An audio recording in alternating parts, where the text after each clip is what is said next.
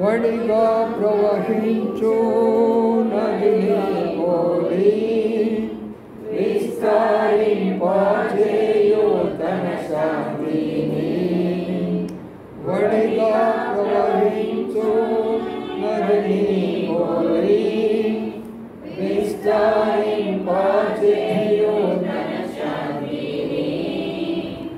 ఐశ్వర్యంతో నింపు నిమ్ము నులిమి వరకు నిమ్ము మోయువాడు మన ప్రభువైన యేసు నందు. మన ప్రభువైన యేసు నందు అధికముగా ఫలించుడి, అధికముగా ఫలించుడి. మీరు బహుగా ఫలించినచో మహిమ కలుగును తండ్రికి. ఈ రీతిగా ఫలించినచో శిష్యులై ఉండెదరు. ఈ రీతిగా ఫలించినచో శిష్యులై ఉండెదరు. పాడెదరు మోగవారు, గంతులు వేసెదరు కుంటివారు. పాడెదరు మోగవారు, గంతులు వేసెదరు కుంటివారు. పొగడెదరు ప్రజలెల్లరూ, ప్రభుని ఆశ్చర్య కార్యములను. మహిమ ఘనత చెల్లించుచు, మహిమ ఘనత చెల్లించుచు. హల్లెలూయా పాడెదరు, హల్లెలూయా పాడెదరు. మీరు బహుగా ఫలించినచో మహిమ కలుగును తండ్రికి. ఈ రీతిగా ఫలించినచో శిష్యులై ఉండెదరు. ఈ రీతిగా ఫలించినచో శిష్యులై ఉండెదరు.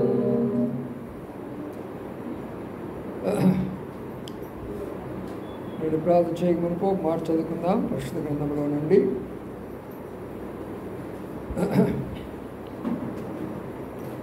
యోవేలు గ్రంథం, యోవేలు గ్రంథంలో మాటను జ్ఞాపకం చేసుకుందాం.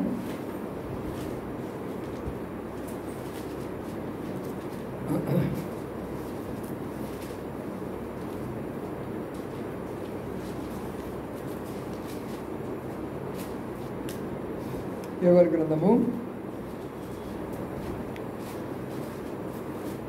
2వ అధ్యాయం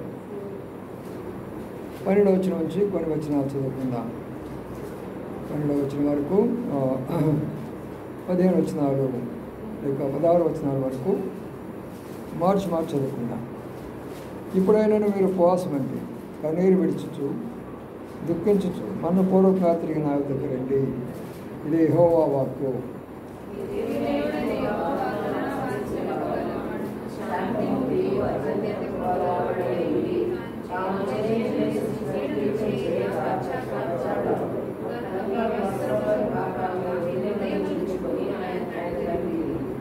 ఒకవేళ ఆయన మనసు తిప్పుకొని పశ్చాత్తాపడి మీ దేవుడైన యెహోవాకు తగిన నైవేద్యమును పానార్పణను మీకు దీవెనగా అనుగ్రహింపడని ఎవడు చెప్పగలడు?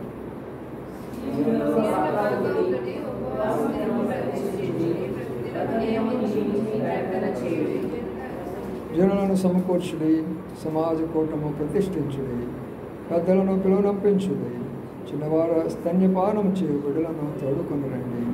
ఇంటి కుమారుడు అంతఃపురములో నుండి పెళ్లి కుమార్తె గదిలో నుండి రావాలను. చాలు, ప్రార్థన చేసుకుందాం. ప్రేమల మాపలో తండ్రి, నమ్మకమైన మా దేవానికి నమ్మ స్తోత్రాలు చెల్లించుకుంటూ మీ ఘనమైన శ్రేష్టమైన పరిశుద్ధమైన నామాన్ని బట్టి నీకంత వందనాలు స్తోత్రాలు చెల్లించుకుంటున్నాం. రాత్రి ప్రార్థన కొరకై ప్రభావ వచ్చిన బిడ్డలందరూ బట్టి నమ్మ స్తోత్రాలు. బైబిల్ పట్టణంకి ఏ రీతిగా వచ్చినారో ఆ రీతిగా ప్రభా అందరూ కూడా వచ్చి ప్రార్థన కూడికలో కూడా ప్రభా వారి భాగంలో పొంది దానికి సహాయం చేయమని వేడుకుంటున్నాం. మా తండ్రి బలైన దాసునాన్ని కూడా జ్ఞాపకం చేసుకొని కొన్ని మాటలు మీరు దయచేసి మీ కృపలో జ్ఞాపకం చేసుకోవాల్సిందిగా ప్రార్థించే భారం మాకు దయచేయమని వేడుకుంటూ యేసయ్య పరిశుద్ధ నామమున స్తుతించి ప్రార్థించి గణపరిచి వేడుకుంటున్నాము తండ్రి. ఆమేన్.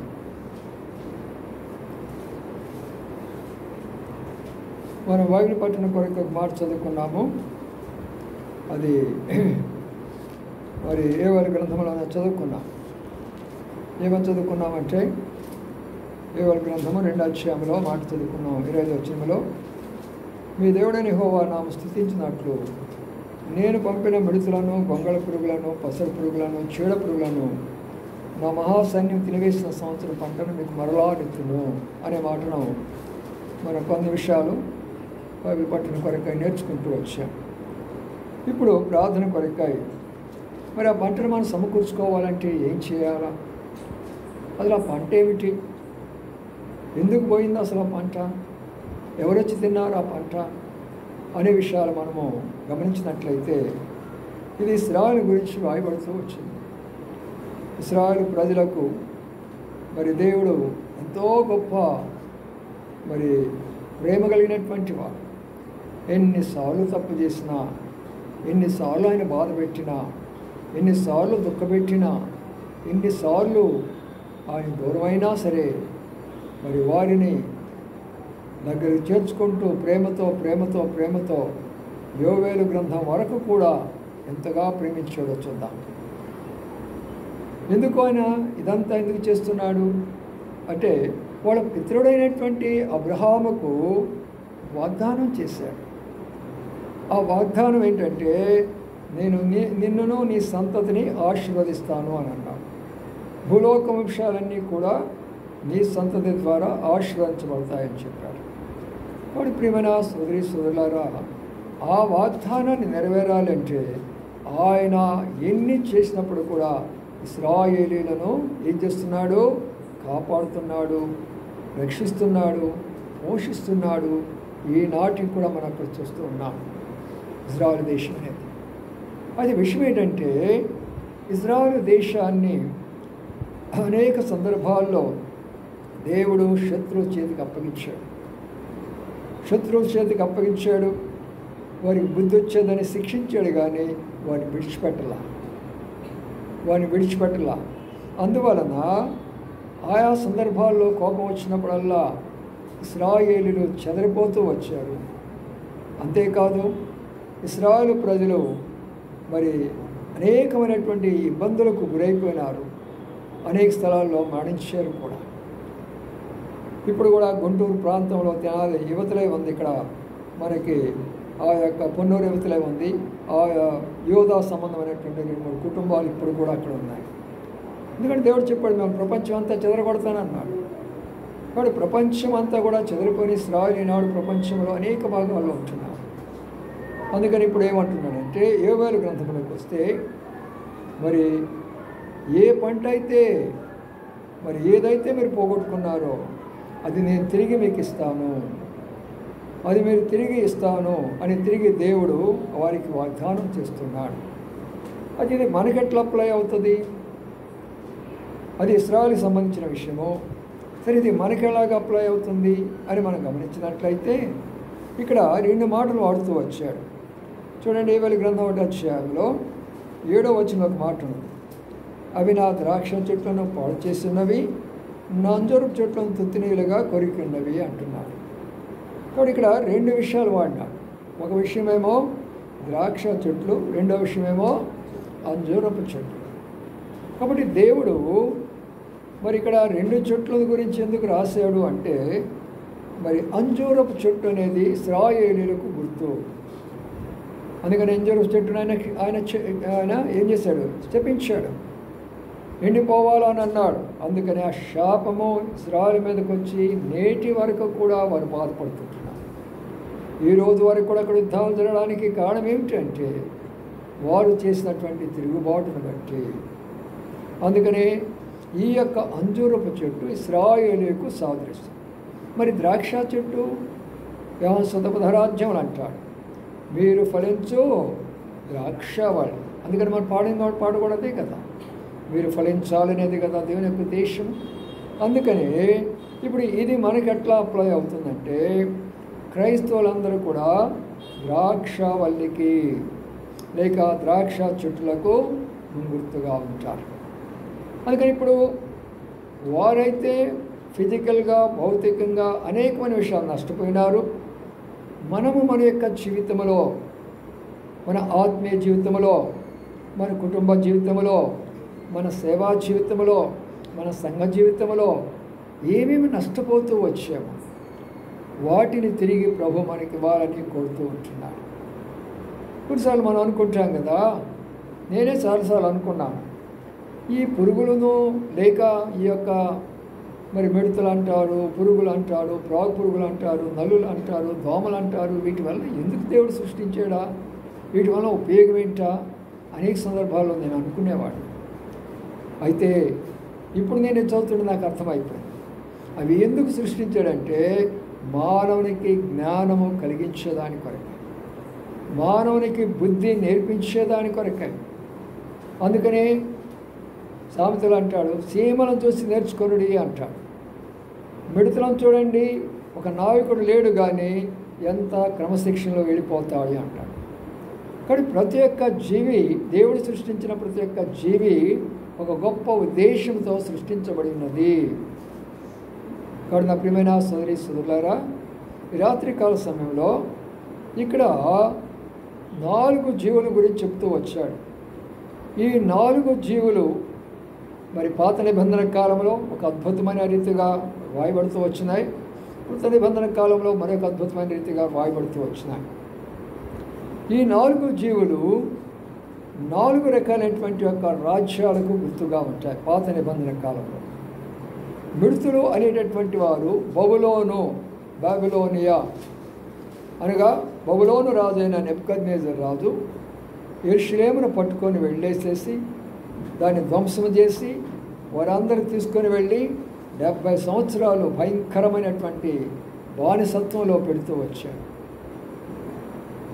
అది ఒక మిడతలు ఒక గుర్తు, అది ఒక ఉపమాన రీతిగా లేక ఒక రూప అలంకార రూపంగా చెప్పబడుతూ వచ్చింది అక్కడ. రెండవది ఏమంటున్నాడంటే ఆయన మిడతలు విడిచిన దానిని ఏమన్నారు అక్కడ, మరి గొంగళ పురుగులు అని అన్నాడు, పసర పురుగులు అని అన్నాడు, చీడ పురుగులు అని అన్నాడు. అప్పుడు ఇప్పుడు గొంగళ పురుగులు మాదియా పార్శీకులకు గుర్తు. అనగా బబులోను వాళ్ళు వెళ్ళిపోయిన తర్వాత పార్శీకులు ఆక్రమించుకొని భయంకరమైన పరిస్థితులు ఇశ్రాయేలు దేశంలో నష్టపరిచినారు. వారి తర్వాత 3వది గ్రీస్ దేశము, పసర అనేటటువంటివి. వారు ఏం చేస్తున్నారంటే అదే యొక్క యెరూషలేము మీదకి వెళ్ళి నానా బీభత్సం చేసేసి నామరూపాలు లేకుండా చేస్తూ వచ్చారు. ఇక ఆఖరి మన టైంలో చూసినట్లయితే రోమా రాజ్యము మనకు తెలిసిన విషయమే, ఈనాడు కూడా ఉన్నది అక్కడ పోపుల యొక్క పరిపాలన. రోమా రాజులైనటువంటి యొక్క మరి నీరో చక్రవర్తి కానీ భయంకరమైనటువంటి వారు, వాళ్ళ పరిపాలన విధానం అంతా కూడా ఇజ్రాయెల్లో కొన్ని లక్షల మందిని కాల్చి వేసేశారు, చంపివేసేశారు భయంకరంగా, హింసలు పెట్టేశారు భయంకరంగా. ఎందుకు ఇవన్నీ జరిగినాయి ఇశ్రాయేలీయులకి?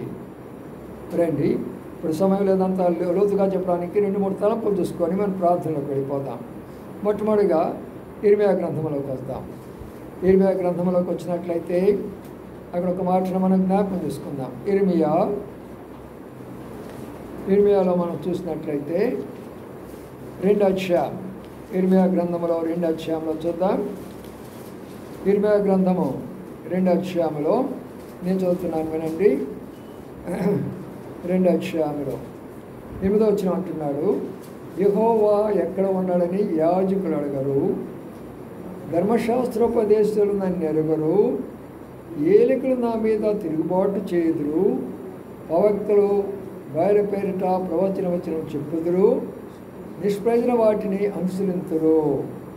చూసిన ప్రియులారా, తర్వాత కిందకు వస్తే 20 వచనం చదువుతున్నారు.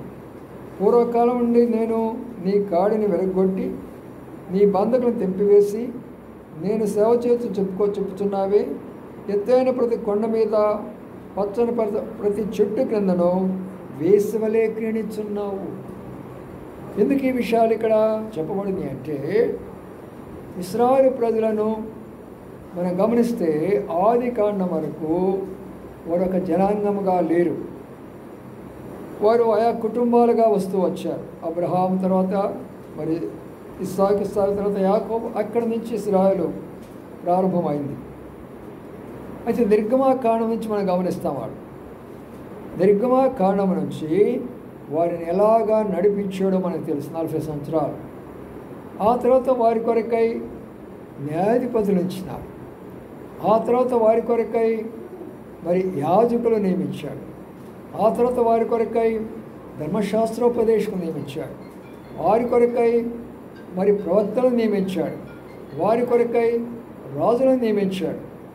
ఇంతమందిని నియమించి వారిని మంచి మార్గంలో నడిపించాలని కోరితే విననే వినల. అర్థం చేసుకోండి ఇక్కడ బాగా. వినల వాళ్ళు. అందుకని ఇక్కడ ఏమంటున్నారు, వారు ఎలాగైపోయినారంటే విగ్రహారాధికులైపోయినారు. ఎంత విగ్రహారాధంటే ఏ కొండ మీద చూసినా విగ్రహాలే, ఏ చెట్టు కింద చూసినా విగ్రహాలే. అందుకనే ఆ యొక్క సంస్కృతి మనము అనేక దేశాల్లో, మన దేశంలో కూడా చూస్తాం ఈరోజు. అందుకే దేవునికి కోపం వచ్చింది. యోవేలు ప్రవక్త ఎందుకు రాశాడు ఆ విషయాన్ని, ఎందుకు రాస్తున్నాడు 3వ వాగ్దానాన్ని? రాయడంలో గల ఉద్దేశం ఏమిటి అంటే, ప్రియులారా, దేవుని యొక్క కోపం వచ్చింది. ఎలాగ ఉన్నారో చూడండి. ప్రజలందరూ అలాగ వెళితే వీళ్ళు ఎలాగా ఉన్నారంట, యెహోవా ఎక్కడున్నాడని యాజకులు అడగరట.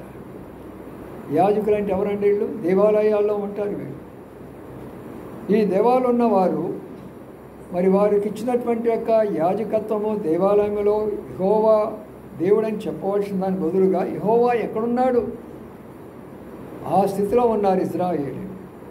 ఈనాడు క్రైస్తవులు ఎంతమంది లేరు ఆ స్థితిలో? క్రైస్తవులని చెప్పుకొని ఎక్స్ క్రిస్టియన్ అని చెప్పుకుంటున్నారు. క్రైస్తవులని చెప్పుకొని క్రీస్తు ఎక్కడ ఉన్నారని చెప్పుకుంటున్నారు. దానికి కారణం ఏంటంటే శైతాను వాళ్ళని బాగా భయంకరంగా వాళ్ళని శోధిస్తున్నది కాబట్టి, భయంకరంగా వాళ్ళని వేధిస్తున్నది కాబట్టి ఉన్న విశ్వాసాన్ని పోగొట్టుకుంటున్నారు అనేకులు. అందుకనే యాజకుల పరిస్థితి ఎలాగా ఉన్నదో చూడండి. రెండవదిగా వస్తే ధర్మశాస్త్రోపదేశంలో నెరగరు. అంటే ధర్మశాస్త్రాన్ని బోధించవలసిన వారు ఈనాడు ధర్మశాస్త్రాన్ని బోధిస్తున్నారా? అనగా దైవ సేవకులు ఏమి బోధించాలి అంటే, దైవ సేవకులైన వారు రక్షణ గురించి బోధించాల. మనం ఈ లోకంలో ఉన్నప్పుడు అనేకమైన శ్రమలు వస్తాయి, మనం జాగ్రత్తగా తట్టుకొని నిలబడి ఉండాలని బోధించాలి. ప్రభు యొక్క రాకడ కొరకు మీరు సిద్ధపడాలని బోధించాలి. పరిశుద్ధతను గురించి బోధించాలి. ఈనాడు బోధలు, ధర్మశాస్త్రోపదేశులు ఆ బోధలన్నీ మర్చిపోయినారు మన వారందరూ కూడా. ఉదయం లేస్తే సాయంకాలం వరకు కూడా అన్నీ కూడా కల్పనా కథలు చెప్పుకుంటూ వారి యొక్క సమయాన్ని, వారి పోషణను కొనసాగించుకుంటున్నారు. అందుకని క్రైస్తవులకు అప్లై చేయాలి. ఇశ్రాయేలుకి ఏది జరిగిందో మనకు కూడా అదే జరిగింది. మూడవది మనం గమనించినట్లయితే, ఏలికలు నా మీద తిరుగుబాటు చేస్తున్నారు. ఏలికలు అంటే ఎవరండి? పరిపాలకులు. ఈనాడు క్రైస్తవ లోకానికి అన్యాయం జరిగిందని ఒక పోలీస్ డిపార్ట్మెంట్ తెస్తే రాసిపెట్టి అక్కడ పేపర్ అని అందులో పడేస్తున్నాడు. పట్టించుకునేవాడు లేడు. ఇళ్లల్లోకి వచ్చి ఇళ్లలో ప్రార్థన చేసుకుంటుంటే, కొడతా ఉంటుంటే పోలీస్ స్టేషన్కి వెళ్ళి ఒక అప్లికేషన్ ఇస్తే రాసి అక్కడ పెట్టు అంటున్నారు. పట్టించుకున్నవారు లేరు. పాస్టర్లను సంఘములో దూరి అక్కడికక్కడే హతసాక్షులుగా చంపుతూ ఉంటున్నారు. ఉత్తరప్రదేశ్ ప్రాంతాల్లో పట్టించుకునే వాళ్ళు ఎవరు లేరు. ఏలికలు అనగా పరిపాలకులు. ఇంత దౌర్భాగ్యమైన స్థితి వచ్చింది కాబట్టి నా ఉగ్రత, నా కోపము మరి ఏ రీతిగా దేశాల మీదకి, రాష్ట్రాల మీదకి, ఆఖరికి నా ప్రజలైన ఇశ్రాయేలు మీదకి కూడా వచ్చిందని చెప్పుకోవడానికి ఎలాంటి అనుమానం లేదు. అందుకనే నాలుగో విషయానికి వరకు వస్తే, ప్రవక్తలు బయలుపేరిట ప్రవచనాలు చెప్పుదురు. అనేక మంది ప్రవక్తలు బయలుదేరి ఈ రోజున ఎక్కడ చూసినా ప్రవక్తలే. చూసారా ప్రియులారా, ఆయన ఎవరో పాపం జపాన్ ప్రాంతంలో పెద్ద ప్రవక్త ఉన్నాడు, ఏదో బాబా ఆయన పేరు. ఆయన చెప్పాడట, ఎన్నో ప్రవచనాలు చెప్తూ వచ్చాడంట, అన్నీ నెరవేరుతూ వచ్చాడట. మొన్న కూడా చెప్పాడట, 5వ తారీఖున జపాన్ అంతా కూడా మండిపోబోతుందంటే ఈరోజు ఖచ్చితంగానే మండుతుందని. భయంకరమైనటువంటి యొక్క ఆ కొండంతా పగిలిపోయి అగ్ని అంతా కూడా వస్తుంటే మరి ఎన్నోసార్లు భూమి కంపించింది ఈ రోజున జపాన్. ఎందుకండి జపాన్ మీద తీర్పు అంటారా? అతి గర్విష్టమైనటువంటి దేశం ఏదంటే జపాను. ఎందుకంటే మొట్టమొదటిగా హై టెక్నాలజీ ఉండేటటువంటిది ఏదైనా ఉందంటే జపానే ఫస్ట్, ఇజ్రాయెల్ తర్వాత. చాలా గర్విస్తారు. వాళ్ళు ఎవరో కాదు, నవసంతుల నుంచి వచ్చినటువంటి వారే, దేవుడి ద్వారా ఆశీర్వదించబడినటువంటి వారే. అందుకని దేవుని యొక్క ఉగ్రత అక్కడ కనబడుతుంది ఈ రోజున. ప్రియమైన సోదరులారా, మరి అదే ఉగ్రత మన మీద కూడా రావచ్చు కదా. ఏముంది మరి నిండు దినాలు చూస్తూ వచ్చాం. అమెరికాలో అనేక ప్రాంతాల్లో నీటిమయమైపోతున్నాయి. కొన్ని ప్రాంతాల్లో భయంకరంగా వర్షాలు కుమ్మరించుకొని వరదల్లాగా అమెరికాలో వెళ్ళిపోతుంటున్నాయి. ఫిన్లాండ్లో మరొక రీతిగా జరిగిపోతూ ఉంటున్నాయి. మరొక ప్రాంతంలో మరొక రీతిగా జరిగిపోతున్నాయి. ప్రపంచమంతా కూడా ఈ రీతిగా అల్లకల్లోలు కలగడానికి కారణం ఏంటంటే పసరు పురుగులు, గొంగళ పురుగులు, మిడుతలు, చీడ పురుగులు, అన్ని రకాల పురుగులను పంపిస్తాడు దేవుడు. ఏ దేశానికి, ఏ రాష్ట్రానికి, ఏ ప్రాంతానికి, సంఘానికి ఎవరికి ఎలాంటి తీర్పు ఇవ్వాలో ఆయన చేతిలో ఉన్నది. అందుకనే ఇలాంటి పరిస్థితులు జరుగుతున్నప్పుడు ఏమి చేయాలా? ఇజ్రాయెల్ ప్రజలు ఏం చేయాలా? అది మనం చదివినటువంటి, ఇప్పుడైనా మీరు ఉపవాసం ఉండి కన్నీరు కార్చి ప్రార్థన చేయుడి, యుద్ధాలు ఆపు చేసుకొనండి. ఖడ్గాలు పట్టుకోవడం ద్వారా ఉపయోగం లేదు, రక్తాన్ని ప్రవహించడం ద్వారా ఉపయోగం లేదు. దేవుని వాక్యంలో పశ్చాత్తాపడం అని చెప్తే వాళ్ళు ఏమంటున్నారు? ఆ బాంబు అంటారు, ఈ బాంబు అంటారు, ఇదంటారు, అది అంటారు, వాళ్ళని చంపేస్తాను, వీళ్ళని చంపేస్తాను, వందలాది మంది చంపేసుకుంటున్నారు. దేవుని యొక్క కోపం అలాగా ఉంటుంది, దేవుని యొక్క ఉగ్రత అలాగా ఉంటుంది. ప్రియులారా, ఇంకో మాట కూడా జ్ఞాపం చేస్తున్నారండి. 20వ గ్రంథము 29వ అధ్యాయంలో మరొక మాటను జ్ఞాపకం చేసుకుందాం. 23వ అధ్యాయంలో ఒక మాటను మనం జ్ఞాపకం చేసుకుంటే అక్కడ కూడా ఇంకో మాట మనం చూస్తూ ఉందాం.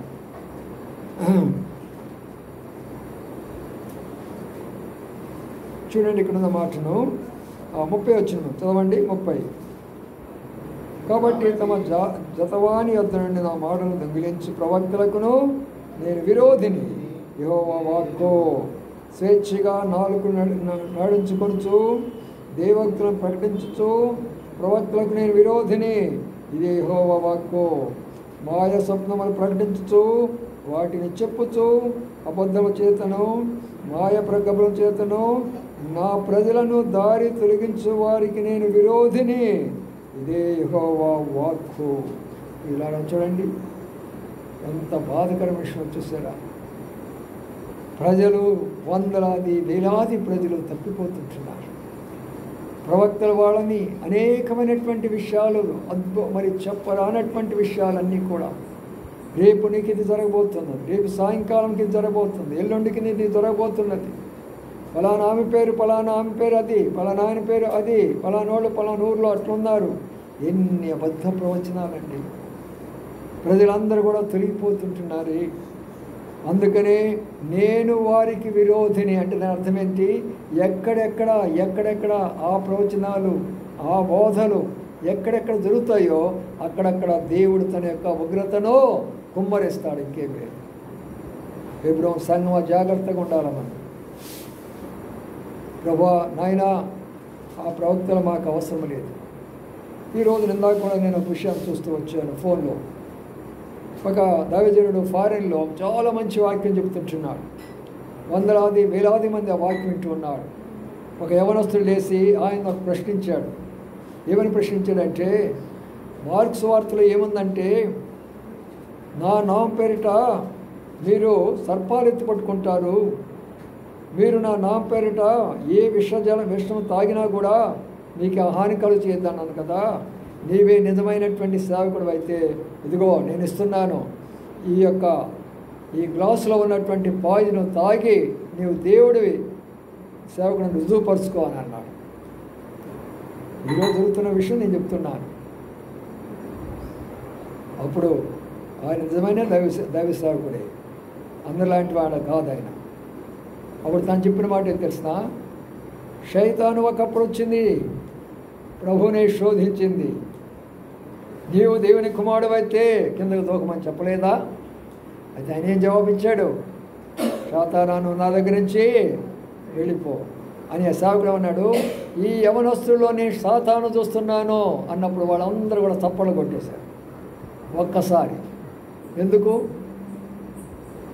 ఎందుకు పాయిజను చేతికిచ్చి తాగి చంపేయమని కాదు. మా ప్రభు చెప్పిందంటే పాయిజను తాగి చనిపోతున్న వాళ్ళని బ్రతికించడానికి మమ్మల్ని సేవకులు చేశారు. మేము పాయిజను తాగి చనిపోమని మాకు చెప్పలా. కాబట్టి ఇలాంటి ప్రస్తుత పరిస్థితి, ఆత్మీయ దుస్థితి సంఘాల్లో ఉన్నది. బయట రాజ్య పరిపాలన ఇలాగా ఉన్నది. మరి ఇలాంటి ఇశ్రాయేలు పరిస్థితి ఇలాగా కనబడుతున్నది. దేవుని తీర్పులు రకరకాల పరిస్థితుల్లో రకరకాలుగా కనబడుతుంటున్నాయి. అందుకని మనం చదువుకున్న మాట కొద్దాం. ఇప్పుడు మనము ప్రార్థన కొరకు ఆ మాటలను జ్ఞాపకం చేసుకుందాం. ప్రార్థనలకు వెళ్ళకమునుపు ఆ మాటలను జ్ఞాపకం చేసుకుందాము. ఎందుకని మరి ఆ మాట రాయబడుతూ వచ్చిందంటే 2వ అధ్యాయము 12వ వచనంలో చదవండి. ఇప్పుడైనను మీరు ఉపవాసం ఉండి కన్నీరు విడుచుచు దుఃఖించుచు మనపూర్వకంగా తిరిగి రండి. అది చెప్తున్నాడు. ఏమంటున్నాడు? ఉపవాసం ఉంటున్నాడు. మనం కూడా చాలా కాలం మంది ఉపవాసం ఉండి, ఇంతకుముందు అయితే రెగ్యులర్గా ఉండేవాళ్ళని, పరిస్థితులను బట్టి ఉండలేకపోతున్నాం. మనం కూడా దినం నిర్ణయించుకోవాలా. సెలవు దినమో ఖాళీ దినమో చూసుకొని మనం కూడా భారంగా ఉపవాసం ఉండి ప్రార్థన చేయాలి. తప్పదు.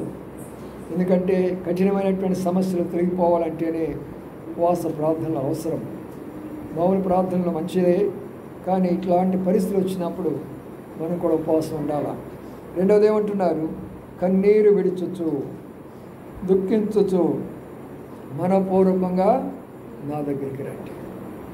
కాబట్టి ప్రియులారా, మనం కూడా కన్నీటితోటి దుఃఖంతో ప్రభు సన్నిధిలో ప్రార్థించాలి. మన కొరకు కాదు. ప్రస్తుతము మీరున్నారు వాక్యములో ప్రపంచం ఎలాగా కనబడుతుందో మనం చూస్తుంటున్నాం. భయంకరమైన పరిస్థితిలో ప్రపంచం ఉన్నది. ఎక్కడ చూసినా కూడా నీతి కానీ, న్యాయం కానీ, యథార్థత కానీ, పరిశుద్ధత కానీ, ఎక్కడ కూడా శాంతి కానీ, సమాధానం లేనటువంటి స్థితిని ఈనాడు ప్రపంచంలో మనం చూస్తున్నాం. ఆ కారణం చేత భారం కలిగిన మనం అందరం కూడా భారముగా వాటి కొరకు మనం ప్రార్థన చేసేవారిగా ఉందాం. అందుకని ఆ మాట రాస్తూ వచ్చాడు. రెండవది ఏమన్నాడంటే, చూడండి అక్కడున్న మాటను 17 వచ్చిన అంటున్నాడు. 17 చదవయ్యా. యెహోవాకు పరిచర్య చేయు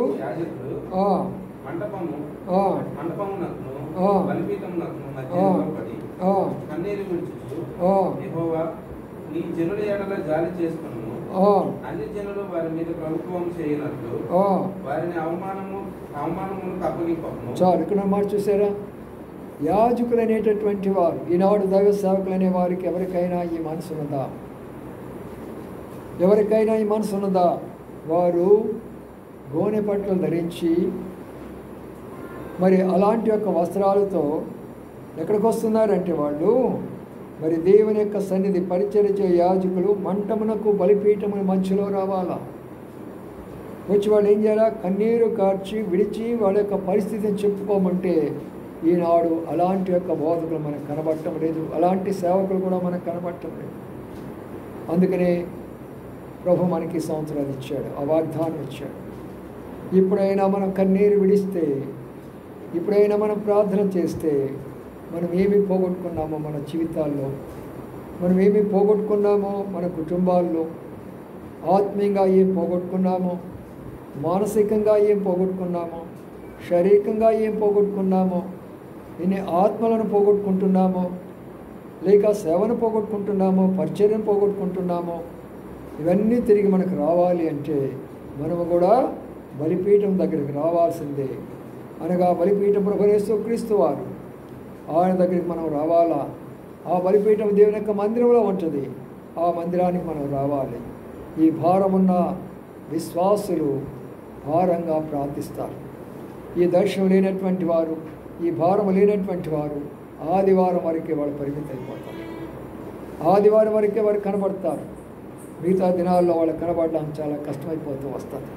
అందుకని ప్రియమైన సోదరి సోదరులారా, మనం ప్రార్థన ఎందుకు చేయాలి? ఇశ్రాయేలీయుల యొక్క పరిస్థితి ఈనాడు గమనించండి.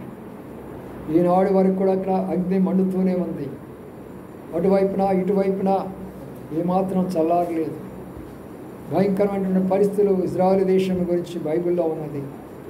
ఈనాడు మన యొక్క పరిస్థితి కూడా అలాగనే ఉన్నది. ఎటు చూసినా కూడా క్రైస్తవాళ్ళకి శాంతి సమాధానం లేదు. వారి మీద వీరి మీద వారు దూషించుకోవడము, కొట్టుకోవడము, తిట్టుకోవడము, జైలుకి పోవడము, ఎన్నో కేసులు పెట్టుకోవడము, ఇవన్నీ చూస్తున్నప్పుడు మనకు కూడా బాధ ఉంటుంది కదా. అందుకని మనం ఆ విషయాలు జ్ఞాపకం చేసుకొని కన్నీటితో ప్రార్థన చేసుకుందాం. మరొక మాట చదువుకొని ప్రార్థనకు వెళ్ళిపోదాము.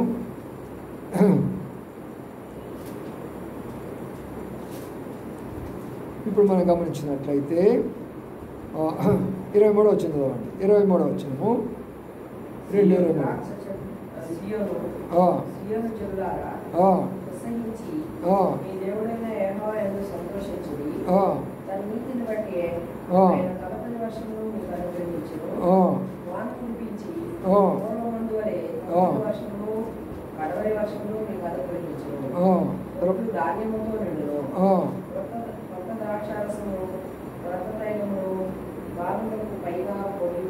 అది మనం పోగొట్టుకుంది తిరిగి రావాలి అన్నప్పుడు ఇక్కడ ఉన్న మాట బాగా అర్థం చేసుకోనండి.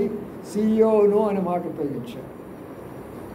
దీనిలో చాలా అర్థం ఉన్నది. సియోను గురించి చెప్పాలంటే చాలా లోతైన విషయం సియోను అంటే. కానీ ఇప్పుడు మనకు సమయం లేదు కదా. సియోను అనగా ప్రత్యేకంగా రక్షించబడినటువంటి దేవుని యొక్క బిడ్డలు. రక్షించబడినటువంటి దేవుని బిడ్డల గురించి ఉద్దేశించేటటువంటి మాట ఆ మాట. యెరూషలేమును గురించి కాదు. యెరూషలేమా అంటే ఇశ్రాయేలు గురించినటువంటి విషయం. యెరూషలేమా యెరూషలేమా, కోడి తన రెక్కల క్రిందకు బిడ్డలు తెచ్చుకోవాలని ఎంతో ప్రయత్నం చేస్తుంది అని యెరూషలేమును గురించి కన్నీరు కార్చాడు. కానీ సియోను అది కాదు.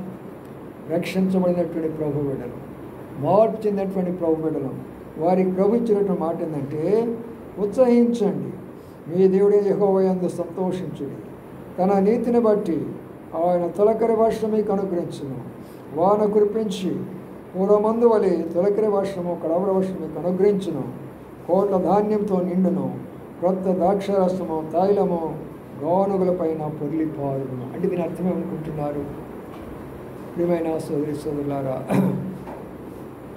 తొలకరి వర్షం అనగా మన ప్రియులు ప్రారంభమున్న గొప్ప దైవజనుడు, దేవుని యొక్క పిలుపు కలిగి సమర్పణ కలిగి సమస్తాన్ని విడిచిపెట్టేసి మోకాళ్ళు ప్రార్థన చేసి అనేక నిందలు అవమానాలు పొంది ఆకలి తప్పులు కలిగి వస్త్రహీనులుగా ఉండి మందిరాలు లేకుండా చెట్ల కింద కొండల్లో లోయల్లో ఆరాధించి ఎన్నో శ్రమలు పడినటువంటి వారిది మొదటి వర్షం అది. మొదటి వర్షం అది. కడవరి వర్షము ఇంకా రాలేదు. కడవరి వర్షం మధ్యలో మనం మధ్యలో ఇరుక్కున్నాం. వర్షము లేనటువంటి యొక్క సమయంలో ఉన్నాం. వర్షం అనగా పరిశుద్ధాత్మ యొక్క శక్తి, పరిశుద్ధాత్మ యొక్క తాకుడు. పరిశుద్ధాత్మ కానీ ఏ సంఘములో దిగినా అక్కడే పరిశుద్ధంగా జీవిస్తారు. ఏ సంఘములో పరిశుద్ధాత్మ ఉన్నా కానీ వారు పరిశుద్ధులుగా ఉంటారు, వారు నీతిగా బ్రతుకుతారు, వారు యథార్థంగా బ్రతుకుతారు. అదే కడవరి వర్షము అంటే. క్రొత్త ధాన్యం అంటే నూతనమైన వర్తమానాలు మనకిస్తూ ఉంటారు. ఎన్నడూ విననటువంటి వర్తమానాలు, ఎన్నడూ మనను బలపరిచేటటువంటి వర్తమానాలు, మనను పోషించే వర్తమానాలు, మనం సిద్ధపరిచే వర్తమానాలు ఇస్తున్నాడు. తైలమనగా ఆయన యొక్క ఆత్మ యొక్క శక్తి ద్వారా మనం పొందుకుంటున్నాం. ఒక నూనె రాసినప్పుడు ఎలాంటి యొక్క మన యొక్కమో ఎలాగ మనం ఉంటామో పరిశుద్ధాత్మ యొక్క అభిషేకం మనం కలిగినప్పుడు అలాగా మనం ఉంటాం. అందుకని క్రొత్త ద్రాక్షరసము అనగా క్రొత్త తైలము, క్రొత్త ధాన్యము పొర్లి పారబోతున్నాడే. అది జరగాలి అన్నప్పుడు ఊరికినే జరగదు పిల్లారా. ఏం చేయాలి మనము? ఇప్పుడైనాను ఉపవాసం ఉండి కన్నీరు కార్చి ఆయన పాద సన్నిధిలో ప్రార్థించింది కాక. రండి ప్రార్థనకు వెళ్ళిపోతాం. కొన్ని మాటలను ప్రభు దీవించి ఆశ్రయించింది కాక. విన్న మాటలను మనము జ్ఞాపకం చేసుకుందాము. కొంత సమయం ప్రార్థనలో గడుపుకుందాం. వస్తున్న పరిస్థితులు మనకు బాగా తెలుసు. ఏ దేశంలో నెమ్మది లేదు, ఏ ప్రాంతంలో నెమ్మది లేదు. దుర్బోధలు ఎక్కువైపోయినవి. అందరూ తప్పిపోతుంటున్నారు. సరైన సహవాసం ఉండలేకపోతుంటున్నారు. ప్రభు కోపం వస్తున్నది. ఎప్పుడు ఏం జరగబోతున్నదో తెలియదు. కాబట్టి ఆ భయంకరమైన ఉగ్రతను మనం తప్పించుకోవాలన్నప్పుడు మనం వ్యక్తిగతంగా ఏం పోగొట్టుకున్నాము, కుటుంబాలుగా ఏం పోగొట్టుకున్నాము, సంఘపరంగా ఏం పోగొట్టుకున్నాము, స్థలమ, ఆత్మల, సేవ, పరిచర్య అదన్నిటి తిరిగి మనం పొందుకున్నట్లుగా మనం ప్రార్థించుకుందాం కాక. సహోదరులు భారంగా ప్రార్థించండి, క్లుప్తంగా ప్రార్థించండి. అందరూ ప్రార్థించాలనే మరి ఆశ ఉంటుంది కాబట్టి వారికి కూడా అవకాశం ఇస్తుంది. అందరూ కూడా ప్రార్థనలకు వెళదాము. ముందు మనం పరీక్షించుకుంటూ ఉంటాము. రేపు ప్రార్థన కొరకే సిద్ధపడాలా. మరి వారం అంతట్లో ఇక్కడ మనం చూపులో, మాటలో, తలంపులో, ఆలోచనలో, క్రియల్లో ఎక్కడైనా సరే పవిత్రపరచబడి ఉంటే ప్రభు దగ్గర క్షమాపణ కోరుకుందాం. వారి రక్తం కోరుకుందాం, పరిశుద్ధపరచుకుందాం, దోషాలు ప్రభు దగ్గర ఒప్పుకుందాం. అప్పుడు ప్రభు మనకు క్షమిస్తాడు, మన ప్రార్థనను అంగీకరిస్తాడు. కాబట్టి అలాంటి యొక్క ప్రార్థన కొరకై ప్రభు మనలను సిద్ధపరచును కాక. నీతిమంతుల ప్రార్థన దేవుడాలకించును, వారు తమల వృక్షము వలె మోవేయుదురు,